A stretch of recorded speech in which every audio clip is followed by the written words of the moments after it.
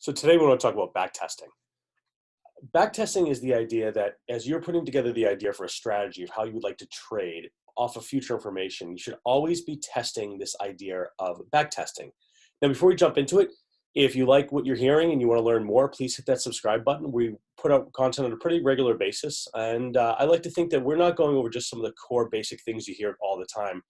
We try to really pick a number of different topics that don't always get a lot of attention or can be a little bit confusing. And we try to put it out there in a way that's pretty easy to understand without having to go into a wild degree of depth. So again, please hit the like button and subscribe if you think there's value here. So let's jump back in. Backtesting is this idea, and it's a very simple idea, that as you're about to put on a trade or you're researching how to do something new within the markets or a trade you'd like to get into, you should always test it with this idea of backtesting.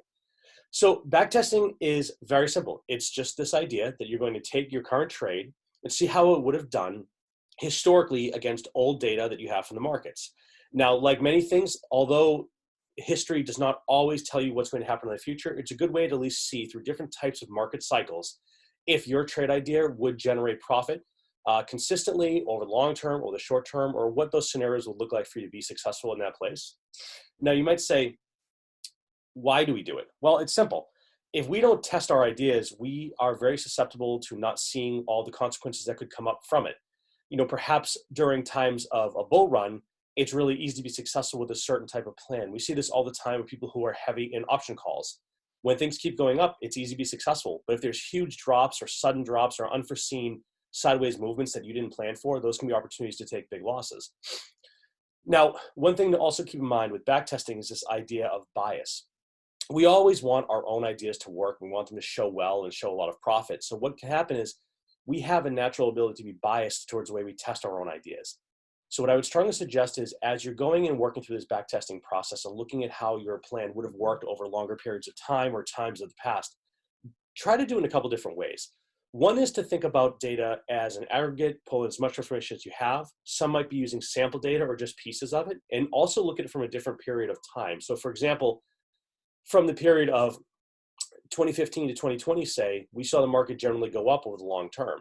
But if you go a few years back during the '08 crisis, you might have seen a very different result. And of course, the past few months of 2020 have been wildly chaotic and all over the map. So this is why it's good to understand that when you're backtesting an idea, you test it through multiple types of market environments, not just when things are up, not just when things are down, but when there's a lot of turmoil, a lot of volume and volatility, but also during periods of calm to see how you perform in markets that don't move that much. So again, I think this is a simple topic, one we don't have to go into much detail on. You can backtest on paper. You can backtest against different types of software that exist today. You can even call your broker and get a suggestion of how they would like you to backtest or what they think you should do to backtest. So let's conclude. Backtesting is the idea of how you test out your idea using historical data in the markets to see if it would work in different conditions. The reason we do it is to make sure we're not putting on a trade that could be susceptible to large losses or an inability to take profit due to different market conditions.